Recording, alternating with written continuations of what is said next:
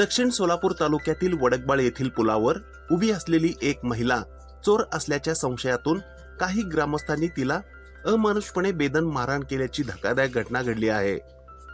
या घटनेमुळे समाजातील माणुसकी कुठे हरवत चालली आहे असा गंभीर प्रश्न उपस्थित झाला आहे। सदर महिला रविवारी सोलापूर येथून विजयपूर कर्नाटक येथे जाण्यास निघाली होती। मात्र सोलापूरहून आलेल्या रिक्षा चालकाने तिला रात्री 9 वाजण्याच्या दरम्यान वडकपाळ येथील पुलावर उतरवले। त्यानंतर ती महामार्गावर जाणाऱ्या वाहनांकडे लिफ्ट मागत उभी होती। मात्र कोणत्याही वाहन चालकाने तिला प्रतिसाद दिला नाही।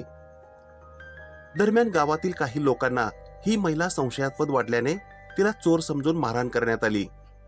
मारहाणीच्या वेळी स्वतःच्या संरक्षणासाठी तिने चाकू दाखवल्याने संशय अधिक बळावला आणि मारहाण आणखीन वाढवण्यात आली। वास्तविक संशय वाटल्यास थेट पोलिसांना कळवणे अपेक्षित होते। मात्र प्रथम महिलेला मारहाण करून नंतर पोलिसांना पाचारण करण्यात आले। घटनेची माहिती मिळताच मंद्रुप पोलिसांनी तात्काळ घटनास्थळी धाव घेतली आणि त्या महिलेला ताब्यात घेऊन मंद्रुप पोलीस ठाण्यात दाखल केले। पोलिसांनी तिची वैद्यकीय तपासणी करवून घेतली। तसेच सखोल चौकशी केली असता ती महिला वाट चुकलेली असल्याचे स्पष्ट झाले।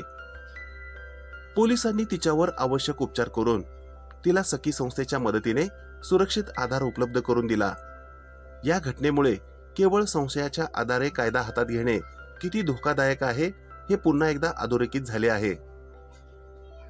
या संपूर्ण घटनेत मंद्रुप पोलिसांनी दाखवलेली तत्परता, महिलेबाबतची काळजी आणि संवेदनशीलता विशेष उल्लेखनीय ठरली।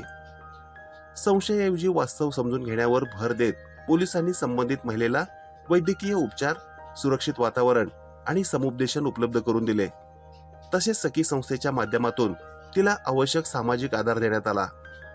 यामुळे कायदा आणि माणुसकी यांचा समतोल साधत मंद्रुप पोलिसांनी आपली जबाबदारी प्रगल्भपणे पार पाडल्याचे दिसून आले। संशयाच्या गर्दीतही मंद्रुप पोलिसांनी संवेदनशीलता हरवू दिली नाही, हे या घटनेतून स्पष्ट झाले।